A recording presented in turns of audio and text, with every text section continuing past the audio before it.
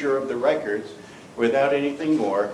And that is a very good graphic of what I looked like when I was on the phone when I got told the price.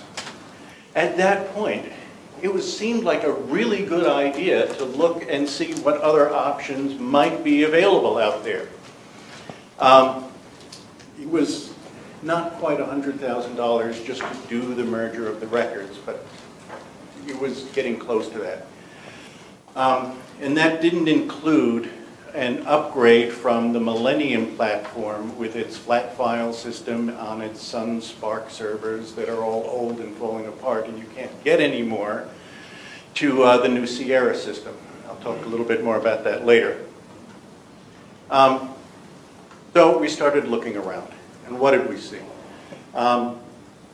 And it's the kind of thing that if you're in the library world and deal with catalogs and know what's out there, it's the kind of thing you'd expect to see. There were a lot of good systems out there, very robust, CRC, Dynix, all kinds of systems. They are extraordinarily expensive, many of them even more expensive than innovative interfaces, and very, very robust. A lot of other systems out there that were significantly less expensive, significantly less robust. And as we looked around, we did also see open source, particularly Koha and Evergreen. There's also Qawali Au Lait out there, and we can talk about that too if you'd like.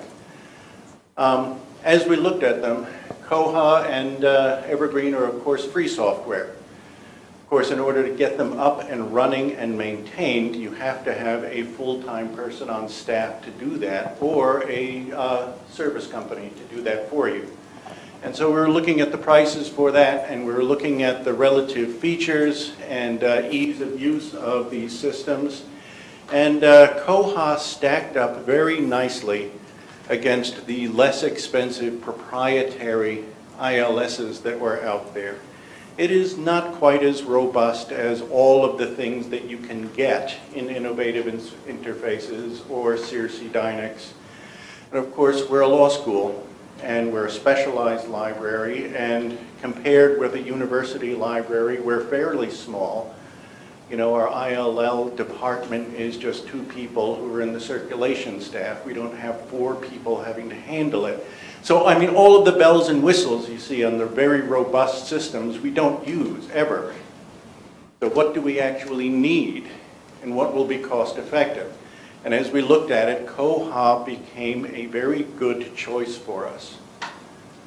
The cost was on the, we're not supposed to talk numbers, of course, but most of the costs were on the order of 1/3 of what we were going to get charged by innovative, or what we would have been charged with any of the other proprietary companies that we could have gone with.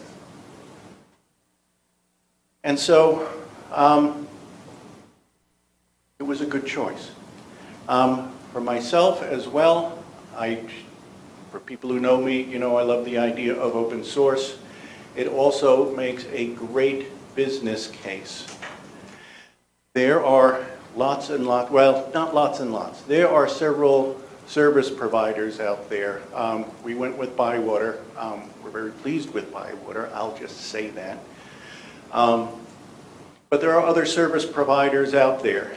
In the situation we were in with innovative interfaces, of course, they owned the software.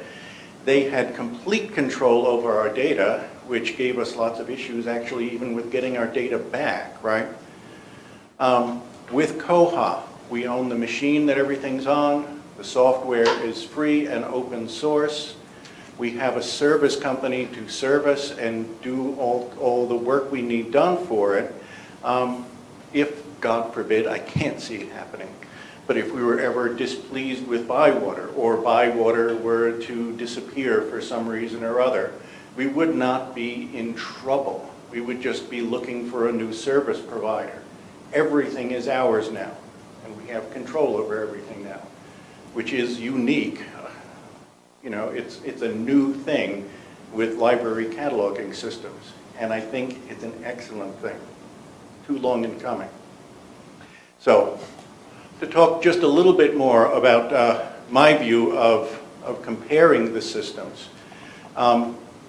If we had stayed with Innovative, we would have gone with the brand new Sierra system, which is advertised as brand new and cutting edge technology. That's a quote from them, not from me.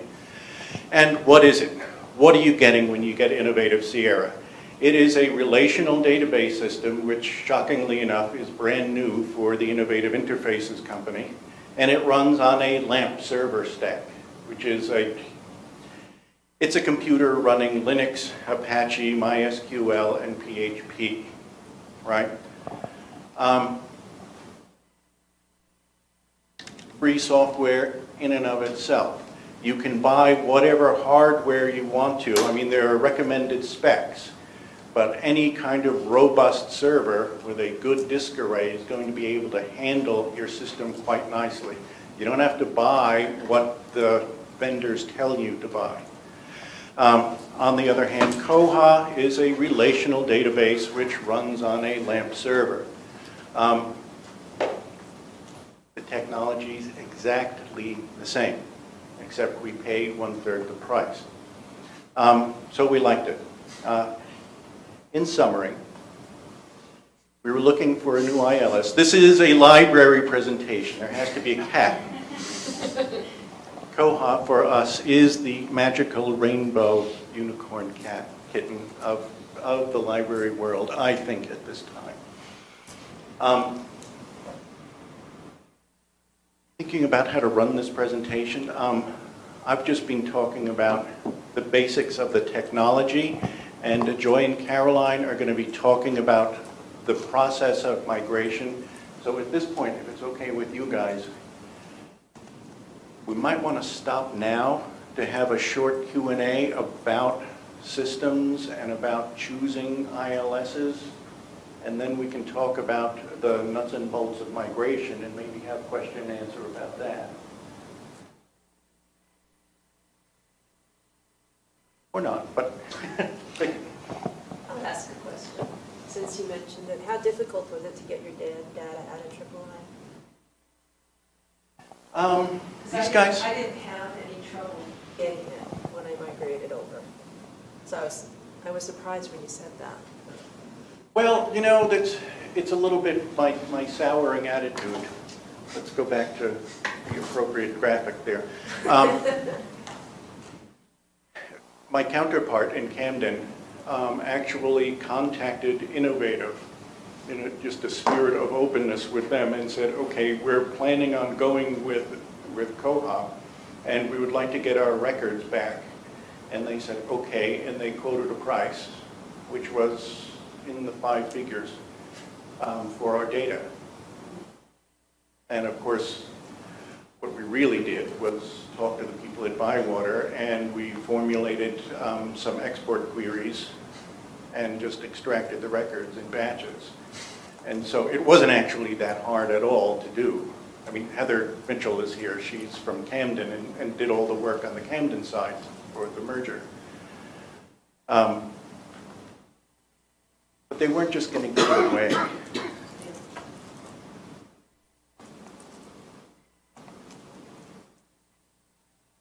Okay, well, you guys are processing. You're going to think of questions. Let's talk about migration. So, Carol.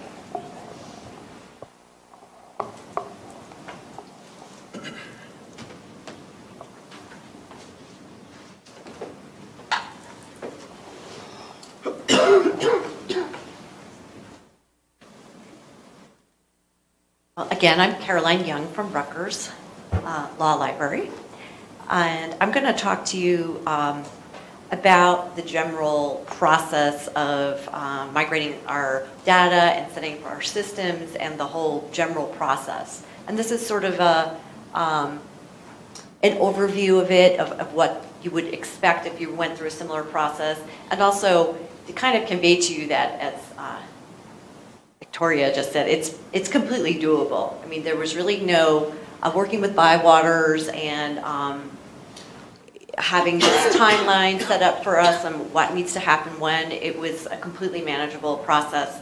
There were there things that, you know, needed to be fixed, or issues with the data being differently in one system and having to be mapped differently in the other, absolutely. But those are all normal things that you would expect and are part of the migration process and why we would have bywaters to work with. So this is kind of the timeline. We had our first planning meeting in July, and then we went live in January, and that's for the newer campus. So then we kind of did this whole process over again because we were merging the two, where they actually went live in May. So there was, we had the benefit of having one campus do it and then have the other one do it, and then we could work out sort of all of those issues of merging the two, two libraries with different rules and things like that.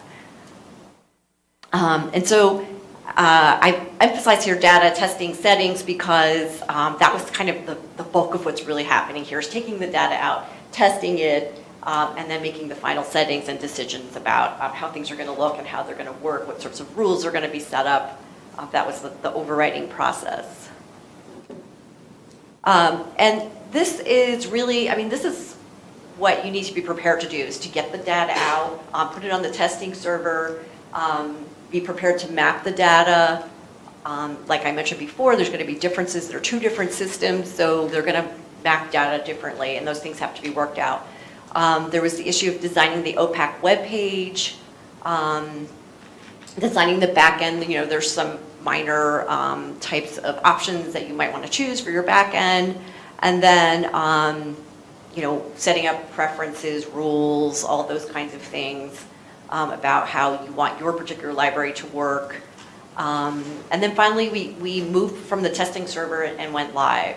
And even after we went live, there were things that we noticed that we ended up having to change, but nothing major, really, just kind of the same process you probably already have with your ILS, which is that you're constantly saying you're going to change things around, or something might be a better way of saying something. So it was really relatively stress-free. And I'll say that, going into it, I was a little concerned. I felt very confident in Bywater. I was a little concerned, how's this really going to go down as I was doing it? But really, once Bywater was focusing all of their attention on us, it really went smoothly. This is just an image of what this is what the catalog kind of looked out of the box with our test data on it, just to kind of give you an idea that it actually looks pretty good out of the box. And then this is kind of how we changed it. So really, if you're using Millennium, if you're not on Sierra, you're using Millennium, because I'm really not that familiar with Sierra, but it's kind of similar in the sense that you have some options that you choose. What's nice about it, I have to say, is that it's so much easier as an administrator of it to use Koha, which is like a much more logical sort of web interface with drop-down menus, as opposed to like a 100,000 page user guide that you get with Millennium. So this folder, the reason I'm showing you this folder is that this is what it came down to. We had a Dropbox file, and here's where all the data went. Here's the authorities, the bid records, the CERC data, the fines, the items, the patrons information, serials, vendors, a few, random files that we did at the end. Here's like some fines information that needed to be caught up at the end. But that's really what it came down to. And so it was, in terms of getting the data out, it was going through each one of these and getting them out, using Millennium to get it out, and then passing it on to Joy to put it into Koha.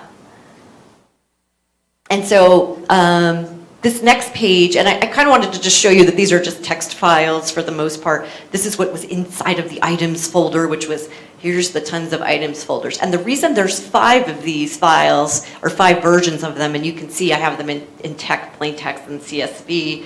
I think plain text was just fine, but while I was there, a lot of times I just ended up putting it in a CSV also. The issue with Millennium, which isn't really that big an issue, is that it can only take so much data out at a time. So I couldn't get all the items out at once. I had to make 5 files to get all of the items out. So, I thought I might get carpal tunnel syndrome. But, beyond that, pacing it out, it was what it was. And each extraction probably took a total of, once I knew what data I wanted to take out, probably took 10, 15 minutes maximum, only because Millennium's sort of slow. So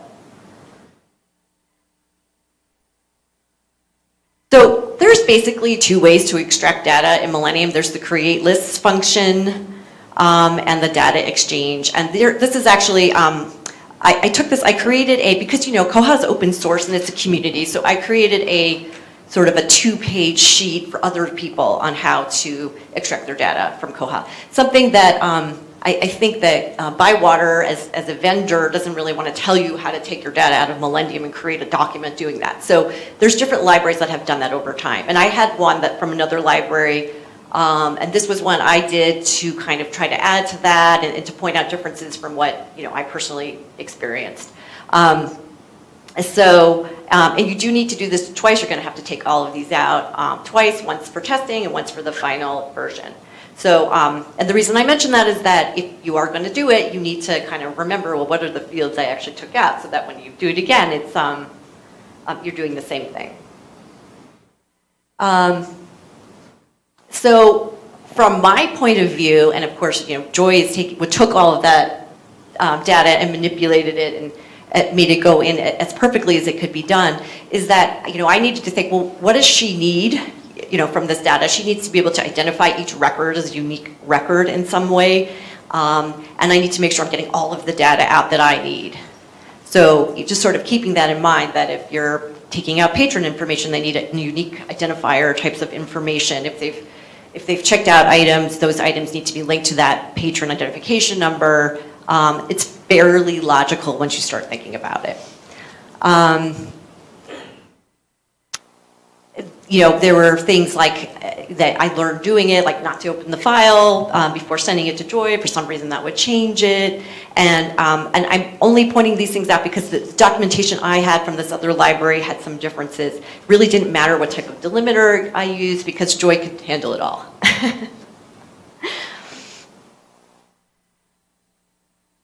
This is what create lists looks like in Millennium. You can see you just go through, select the type, a field, and then select the fields, create a list of them, and then download them and put them into Dropbox for Joy. And so I just did that over and over again. There were some files that I let technical services do, like authorities, serials information, so that I knew they would be sure to get everything that they needed from those files. And I'm just pointing out here, these were the exact files that I took out, I'm sorry, the exact fields that I took out. There was one in all of these create lists. Once there was one that I added by hand. And so my point being that really most of it was very easily taken out of Millennium. And the reason I added that one by hand was because it was very short. And the reality is, and what my experience was with other, when I was doing other types of data extraction, was that if I contacted Millennium and told them I needed this added for to be taken out, they actually did it. So what happened is that 20 years ago when Millennium was set up, somebody decided what fields would be the ones that would be exportable for create lists, and they didn't happen to add that one at that time, and they probably never needed it until this point. So if you can very easily contact III and say, I'm trying to extract data, these fields are missing from what's already set here. At least I didn't have any problem doing that. Okay, so the other type of data extraction was data exchange. Again, if you haven't done it before, you can look at the Millennium documentation.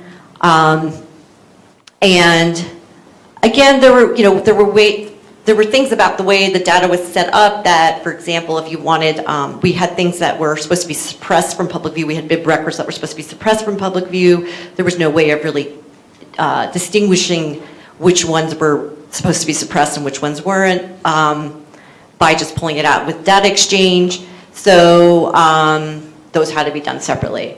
But I'm putting out these details to let you know, like, that was the biggest deal. It really wasn't that, it was, normal stuff. And then here's the data exchange. This is what it looks like in Millennium for those of you who actually spend any time looking at this, at Millennium.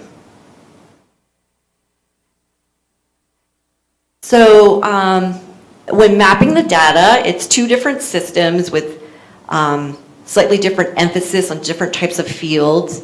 Depending on your system, you may have some types of things that are sort of odd in Millennium that might not translate well into Koha. Most of it is really because of how you've just treated the system over the years. So for example, here in Newark, as opposed to Camden, we had all these like really weird item codes because they were suppressed from view.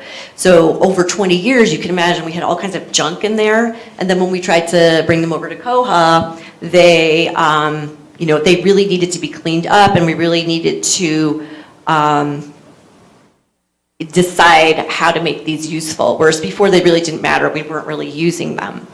Other types of issues were that we weren't making that big a distinction between collection and location in Millennium. We were kind of using them interchangeably, whereas there needed to be more of a distinguishing feature. They needed to be more distinguished in Koha. Are you trying to say in some respects we have been lazy over the years, and now we're paying the price?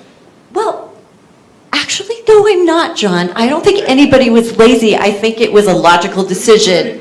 It was a logical decision if something's not being displayed that you'll put something that makes sense to you when you're actually working with bibliographic records. So, so that's how I'm answering that one. So, you know, we had other things, and like, I don't want to bore you with the details, but again, it's like, there was really not that many issues. You know, we had items with multiple bib records, so we had to, you know, take those out. That doesn't work in Koha, stuff like that. This is what the mapping looked like. Like, here was our location in Millennium, and then we had to actually create a Koha location, show how we were going to display it in the catalog, and then have a Koha collection code and display it. Because we didn't really have a location and a collection code. So that there wasn't really a way to kind of turn that off. If we wanted to be able to have the searching functionality where you could search by location and collection code, we really couldn't turn that off. We had to create it. And then once all the data was mapped up, it was really a matter of the OPAC design. Again, I showed you the image. The out of the box looks pretty good. We worked on it and made it work in ways that made sense for us. And then, yeah, some of the types of data issues that Joy ended up having to work on, and she certainly could speak to it in better detail, was things like in Millennium where the address fields weren't broken down necessarily into multiple lines where you would have liked to have seen multiple lines in address. So when extracting the data was very inconsistent, and so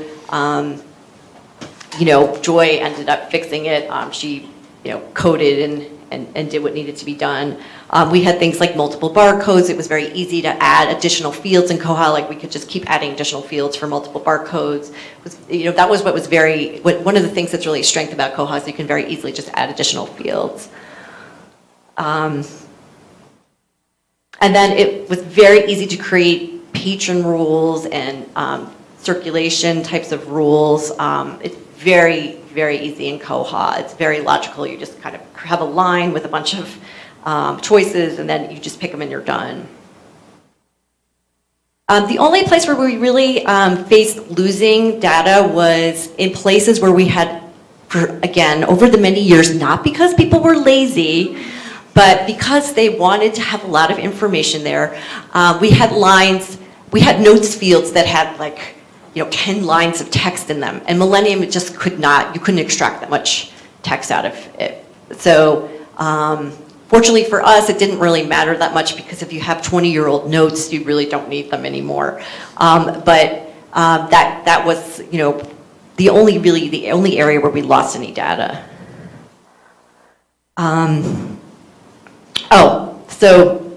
This was just what I was referencing before, which that when I was exporting the MARC data using data exchange, there were certain types of fields that we needed from the MARC data that, again, when it was set up 20 years ago, it just was not added in as a function. And so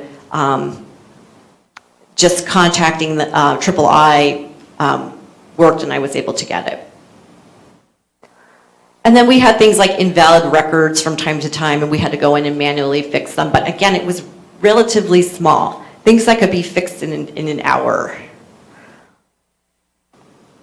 And then this, I just wanted to show you sort of what sorts of preferences there were. And the reason I have training here is that once everything was loaded, all of our test data was loaded onto the test server. We did have a trainer come out. She came out for 2.5 days. At that point, a lot of the training was also just questions about what are our preferences, how do we want things set up. So the vast majority of it, like 95% of it was really done after that 2.5 days. So again, that made it very easy. It's not like you have to really think about every last little thing. Those things were brought up. And this is kind of what it looks like. I just wanted to show you in general. This is what the administrative aspect of it looks like, which is, you know, very different from Millennium, where you just sort of have things listed, and then you have drop-down menus where you can sort of choose what makes sense, like use it or don't use it, things like that. So I want to point out that the Bywater Solutions documentation is very helpful. They have this testing that you're supposed to do once the data is all on the test server. What I did was essentially assign this to whoever was the most appropriate person to go and test the data. Multiple people. I tried to test as much as I could, and really everybody in the whole library participated in doing this. So that was very helpful.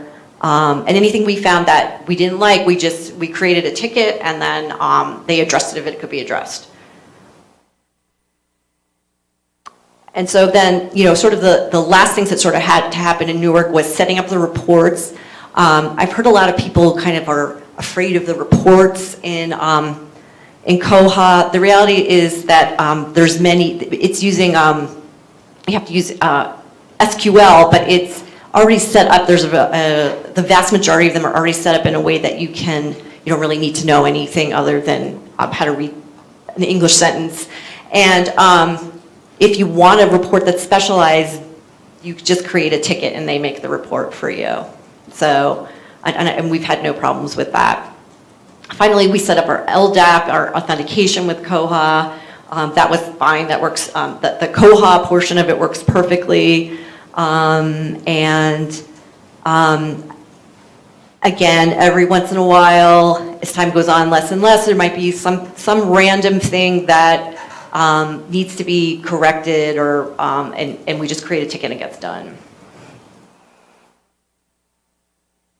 So that's the end. Does anybody have any questions, since we're breaking up the question part? Yes.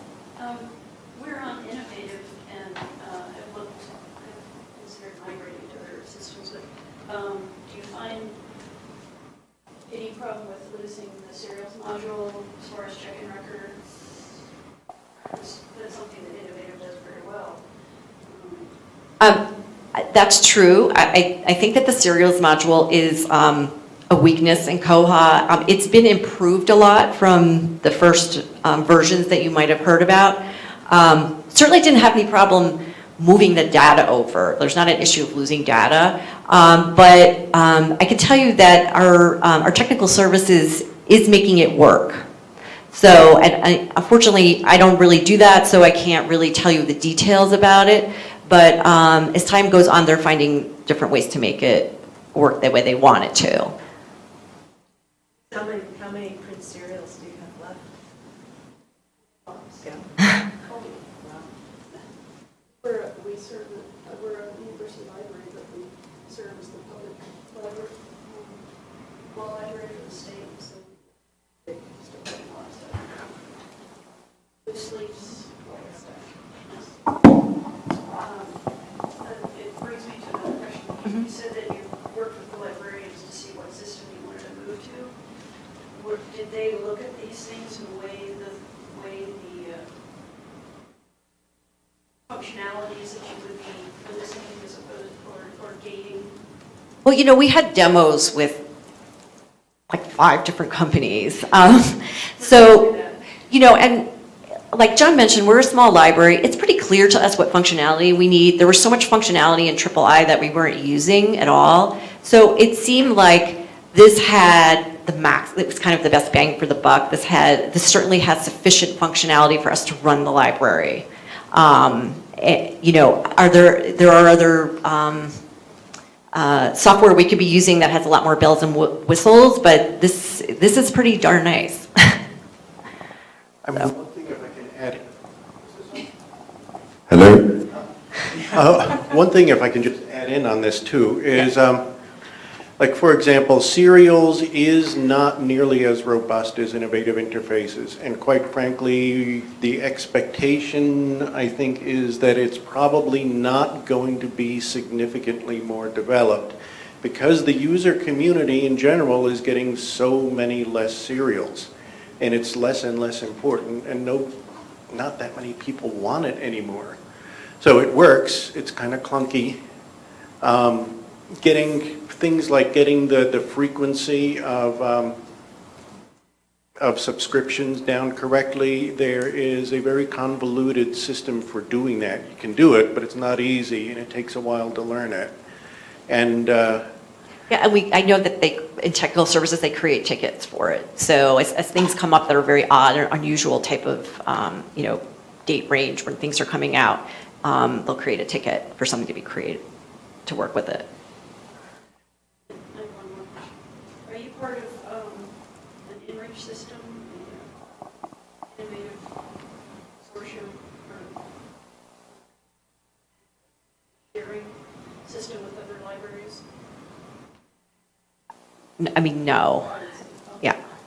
The state of Colorado has a consortium lending, and that's just something we have to look at when we're talking about buying a non. Oh, having it work. Software. Yeah. How do we work with that innovative software? Right. I could let Joy talk to that. I know we saw demonstrations of that, but beyond that, I don't know. Yes. I'm wondering if you did any database cleanup before the migration. So You said there were some issues with right. things like that. So we did a minimal database cleanup to things that were really obvious, but the things that I pointed out were things we just didn't think about. Like we didn't know that our item codes were all messed up because we didn't know that you would see them in Koha. So I have to say that a lot of things were just kind of like pointed out to us as we were doing it, and we just dealt with it. And you know, as I keep saying, it was all quite doable. you know, yeah, in the end, I used the wrong word, I know. But, you know, in any kind of system, over 20, 30 years of using the thing, I think we probably had it 25 years per location. Errors are going to seep in, and those errors are going to interfere when, you know, even if we stayed with Innovative and upgraded to Sierra, or even just merged the records in Millennium, all of these things would have popped up and become problems. And so this was the time when all of the problems were going to pop up no matter what. Right, and having everything on the training server, that made it really clear to us what we needed to do at that point. So. Any other questions? Was that training server with Bywater, or was that your training server? It was, yeah, it was your training server, okay. Yeah, everything was done on a Bywater server. And in the meantime, Tom Ryan in the back of the room set up a permanent server for us locally. And when everything was all ironed out and functioning well on the test server, then the data was transferred over to the production server.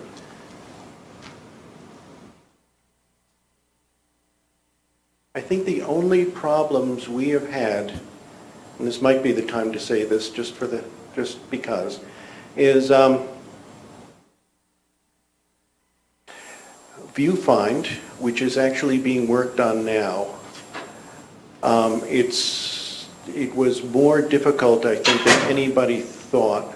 It's a discovery layer that can be put in front of it's an open source discovery layer that can be put in front of any ILS system. And to properly integrate that into Koha was, I don't think, Bywater had never done it before yet. Never done it before. I think it was the LDAP also. Yeah, it's a combination, the LDAP, Koha, and Viewfind. Yeah. Perfect storm. That's being worked out. Yes. And I actually think it's going to be done pretty soon at this I just point. take part. Okay. So that's been a little bit slow to get done, but again, they were bugs to be worked out because we were doing something that nobody had done before.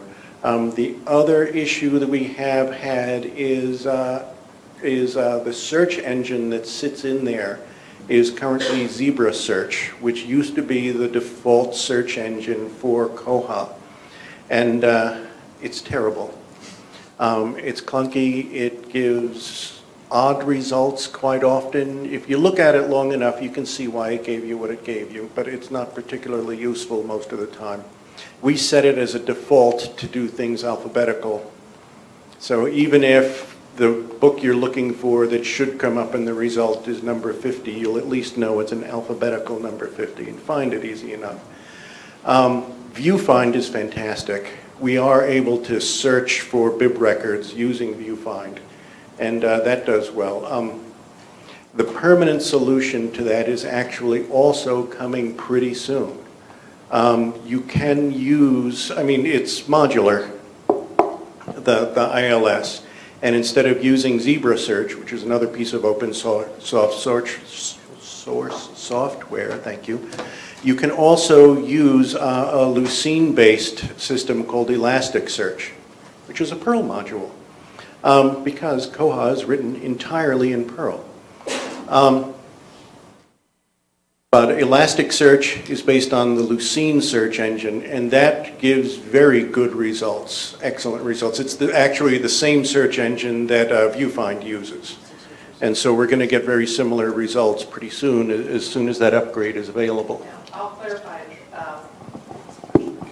clarify a little bit there that I would argue that Zebra is a fine search engine. However, within Koha, the original developer, who I'm happy to say is no longer developing for Koha, decided he was going to modify the way that Zebra returned search results. And so that's the issue that we have with Zebra, is that Zebra is not allowed to perform at its best. It's performing and then being manipulated. And so with Elasticsearch, yes, it is a better search engine, and it's due to come out, or we're due to have something to look at the end of the summer. And we let Elasticsearch do what Elasticsearch does best, and we don't touch it. So that's part of the issue with that. And so you're right. I mean, and it's mostly academics that run into that with the search engine not being what they want or expect. The search engine works really hunky-dory for public libraries. It's all keyword. It's not Boolean. But for the academics, and that's really the big push behind getting Elasticsearch in there. Well, at this point, you've got the mic. I do. Uh-oh, Caroline's got it. Did you have a question for me, or is it for whoever? For the both of you. So there were some other open source products. You looked at Evergreen and Qawali, and I'm wondering what made you go with Koha instead of Evergreen or Qawali?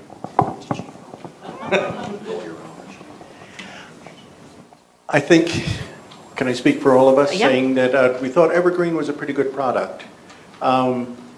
I personally thought, and I think it was the consensus of us all, that Koha was just a little bit better and a little bit more functionality to it, a little bit easier to use.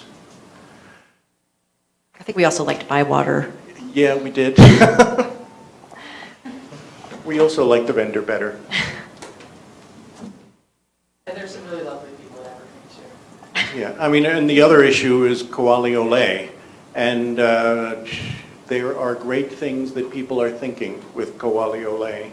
But right now, it is a very bare bones kind of thing with huge amounts of potential, which I completely expect to be realized with the kind of people who are planning on developing it and adopting it. In fact, the Central Rutgers Library is planning on adopting Qawali Au Lait in the not too distant future.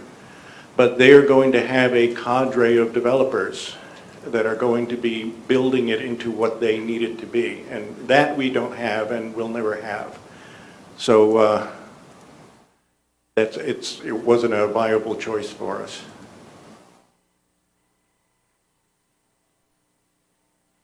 Any other questions? I will hand it over to Joy. Great. Well, I don't have a PowerPoint presentation.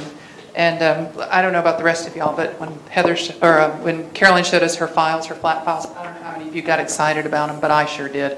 I can talk for hours about data, so somebody stop me if I get going too far. A couple of the things I just wanted to touch on in relation to the Rutgers data migration that did make it rather unique was the fact that there were 2 libraries that we were pulling together. And I guess unlike Innovative, we didn't care. We were just going to merge them for you. Now, having said that, the issue comes down to when you're merging data and you come from 2 systems, albeit the same system, unique identifiers were really kind of the big issue for us. So if you don't have 2 systems to migrate, it's a lot easier. So we had to prefix, I think, because Camden went second, quite a few of their records in order to make them unique so that they wouldn't overlay on top of the records that were already there. In addition to some of the, how are we putting it, creative cataloging that may have been done in the past, some of the bib records weren't going to match up. Somebody didn't have an ISBN or had a title that was slightly different, we weren't going to get a match on those. So now you'll find there are probably some duplicate bib records in there that you can merge within Koha. But my theory on this is that I'd rather leave duplicates than overwrite things and lose them. You might still have that item record, but if you can't find it in the catalog, it's not going to do anybody any good unless they run across it in the shelf. That's my thing, and I could get into a whole thing of organizing my garage, and my husband, who's not a librarian, and how he likes to stack things 3 deep, just makes it inefficient. I can't find the screwdrivers when I need them, although he swears they're in the screwdriver department. So somebody asked about data cleanup, and I'll say I like to do the data cleanup. That's kind of what gets me out of bed in the morning. I like getting weird data and then trying to figure out how to make it work. And I always tell people if it's consistently formatted and I can find a pattern in that data, I can write a script to do it, not to mention the fact that I'm really lazy. So the trainers came to me the other day, and I told Heather the story. I said, they wanted 3 things done in the system before I turned it over to them. I said, okay, you already asked me for 2, and I'm already doing those 2 things. I said, you want 3? I said, I'm not doing that. I'm going to write a script that's going to automate that because I'm lazy. So I always tell people, if you have to do something manually to do your data cleanup, don't do it. Let me do it. I'll put 10 men to work for you in the computer. We'll get that cleaned up in the process. So Heather was telling me just now, you should know this, Caroline, that some of her items don't have call numbers. I said, well, gosh, that's a problem. You can't find them on the shelf. We need to fix that. I bet they're in the 050 or the 092 or the 090 or the 099. She's like, yeah, one of those. I said, well, we'll run a report. We'll get those out, and then we'll automate a script that will then put them back in for you, and you don't have to do it. She goes, oh, yeah. So put in a ticket. That's what we do at Bywater. So not only do we migrate the data, and that's what I do primarily. I have a staff of 3, and we do migrations. We're doing one a weekend, throwing them over the fence and getting them live. At the same time, 25 to 50% of our job involves support with those libraries. And guess who gets all the data questions? We do, and we love them. So even when it's simply just moving items to another bib record because you have 40 of them that you need to move, we can do that. Or if you've got, maybe you want to do some item type cleanup, we can do that as well. That was probably one of the more challenging aspects of your data was the item types. Koha runs on item type, and most sites, that's how you drive circulation, and that's how you drive searching through item types. We kind of had to hide those on Rutgers' system because they weren't necessarily the most accurate thing. What became accurate were the locations and the collection codes. All right, I know it's going to be here, and I know it's part of this criminal justice collection, so show me all of the items that you have there. So we could devise an OPAC that hid the item type, which is a little unusual, but doable.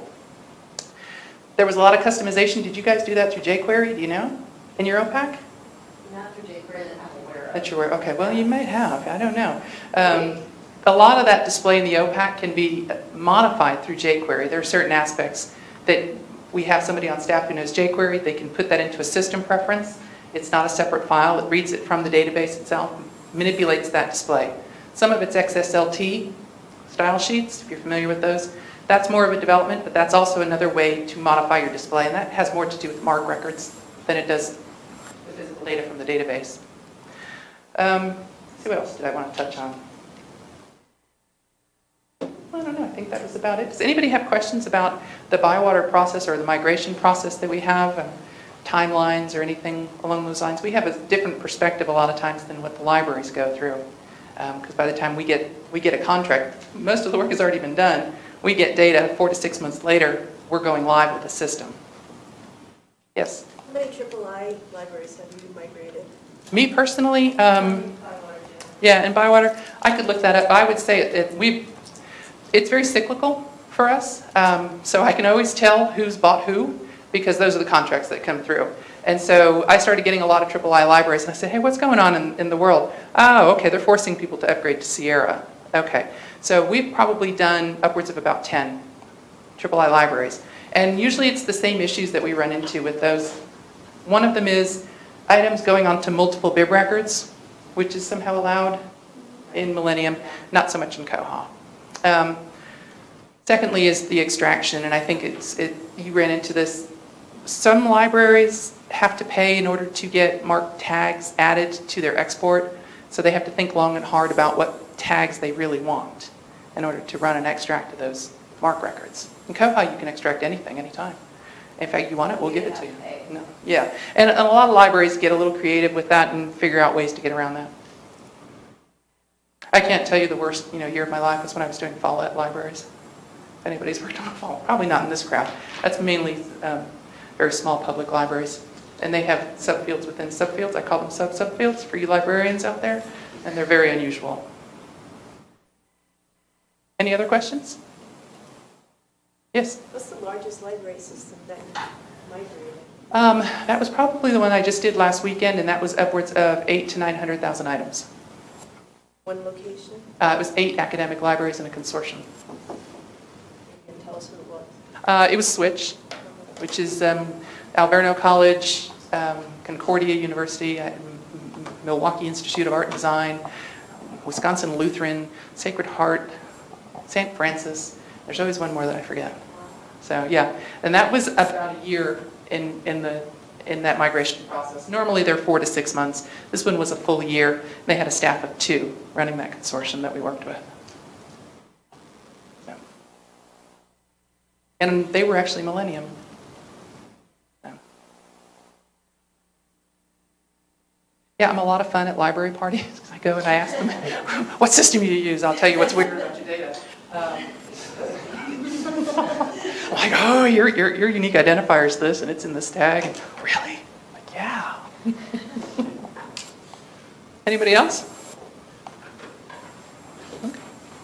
One of the reasons, well, actually the main reason, at least why I wanted to do this session, is I've been going to AALS because I have to, and going to AALL because I have to, and no, I love them, but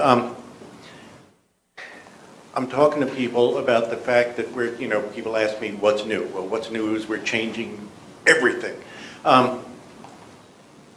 There's a lot of people who have come to me, at least privately, and said they're very interested in getting out of a high-priced proprietary system because the prices are, in fact, so high.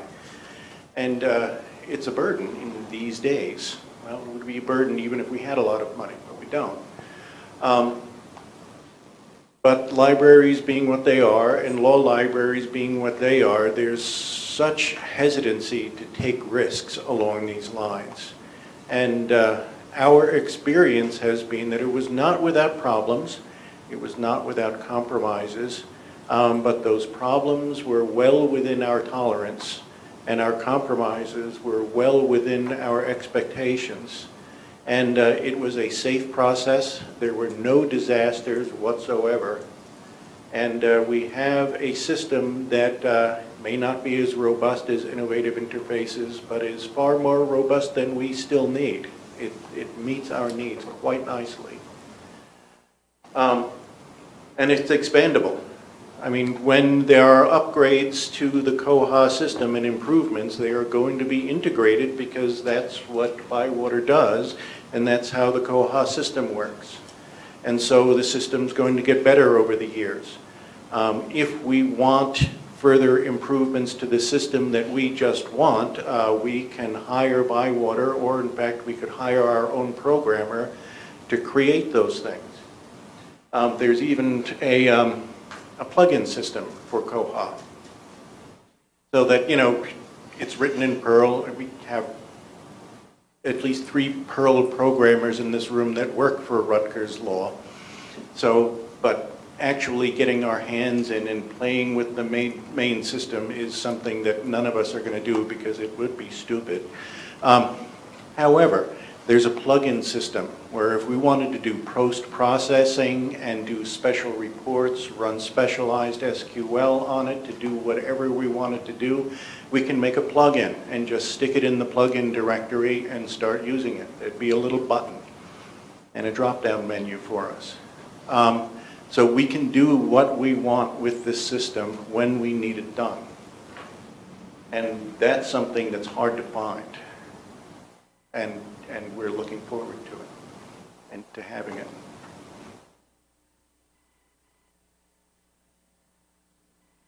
So it's safe. Tell your directors that it can be done.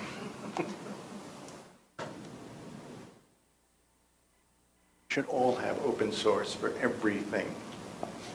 Here, here.